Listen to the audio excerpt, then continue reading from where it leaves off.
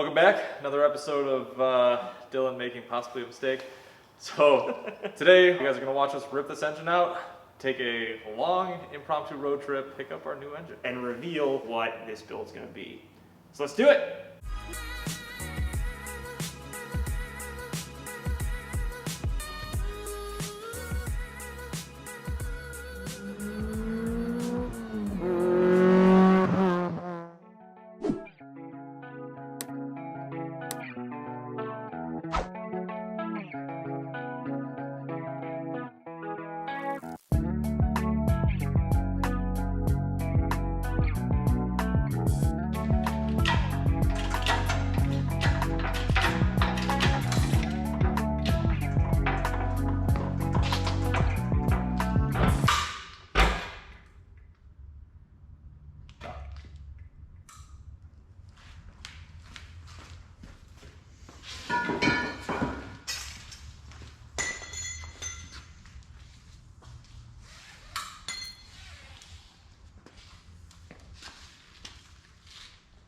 Hook that to your side. Got it.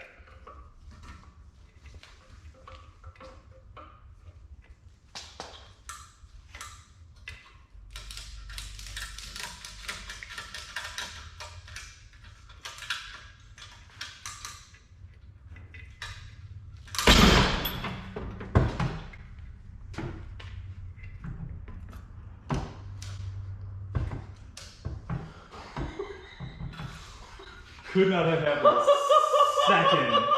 Second later. Oh my god! I was like, that doesn't sound like a noise to no more. Oh my god. Oh my god. We interrupt this program to bring you this important message. Do not use ratchet straps on your engine hoist. I repeat, do not use ratchet straps on your engine hoist.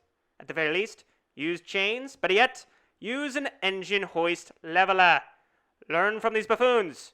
Don't make the same mistake. We now return you to your regularly scheduled program.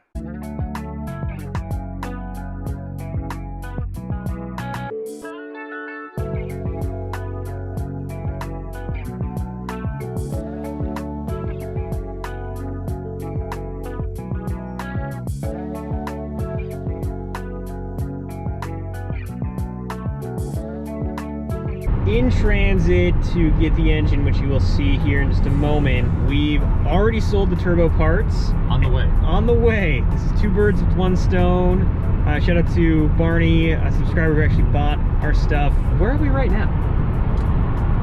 Maryland, somewhere? South of Frederick, Maryland. We're driving all the way to Raleigh, North Carolina, which is just over 10 hours from us. Yeah. And then we're gonna drive a little bit back tonight, and then we're gonna do the rest tomorrow.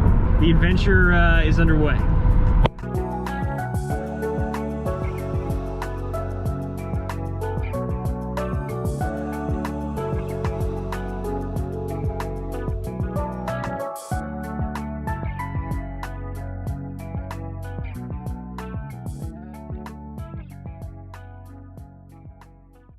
We're back. A little over 20 hours of driving. hours later.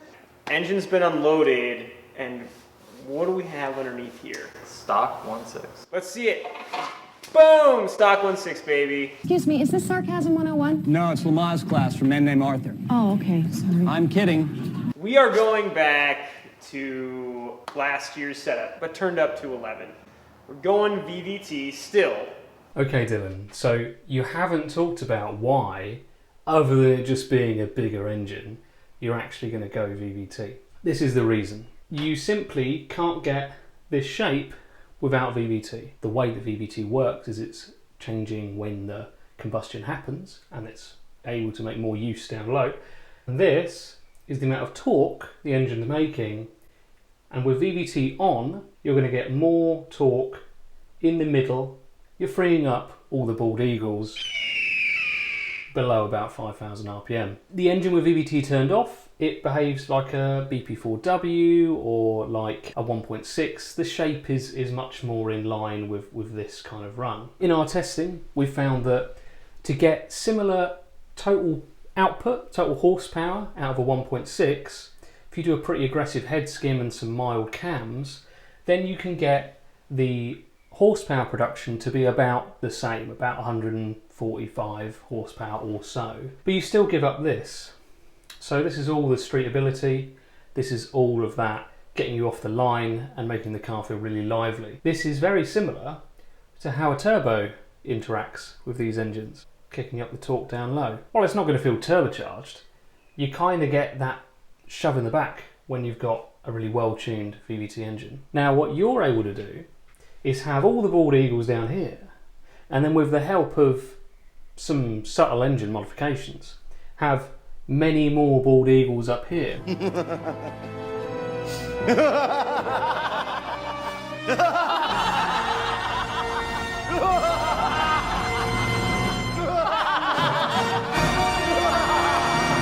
What's going on here? Why did we make this 20-hour trek for this stock 1.6? So I've always wanted to build a 2.1 liter, 225 horsepower BP. This is a 2 liter BP.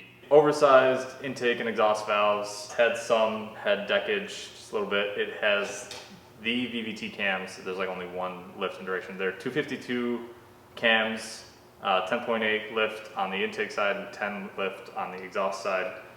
So they're big boys. The pistons are Supertech 11-1, 87.5 mil, big high compression Johnnies. It is worked over top to bottom, ACL everything, APR or ARP everything. Yep. Every nut has been turned.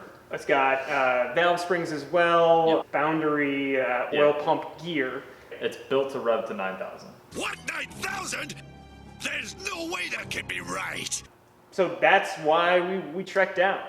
With all those parts though, the oversized valves, cams, the high compression pistons, we don't know if we can use the VVT with the proper setup, which means is like the interference with the piston coming up and the oversized valves coming down, are they gonna hit if we use that VVT at all? It's something you do before you build and Get to buy this parts, point. right? You take all the measurements on a blank block. Yes.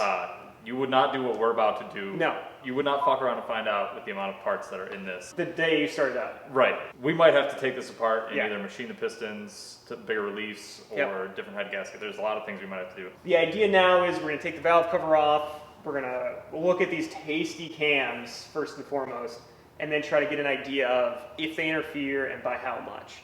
We're essentially, we bought this for the parts in it. Yeah. For the value, could not buy it. I was Yeah. going to buy it if he didn't, and I don't even have a BP Miata.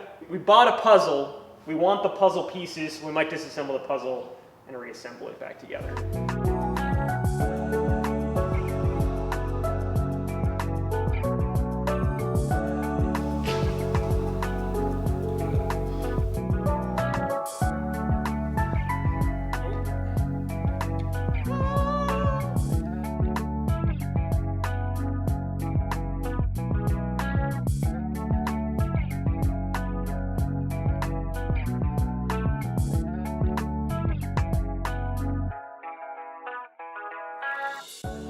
So what Stefan is about to do, we're going to turn this over to see if we have any obvious interference. So when it's timed, it is at full retard. Okay, so the most conservative, Yes. not the most aggressive, so this should be no problem. If we're having problems now, then we got really big issues to figure out. But let's give this a whirl.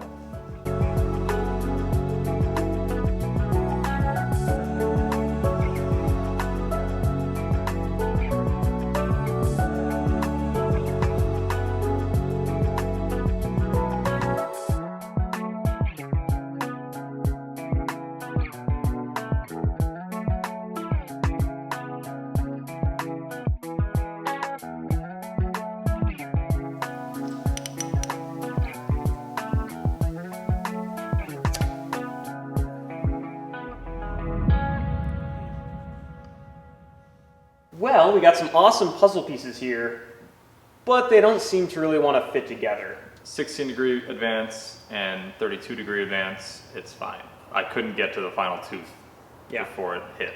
So luckily I was just doing it by hand with a wrench on this. But I had the pistons at top and center, so I was going really slow.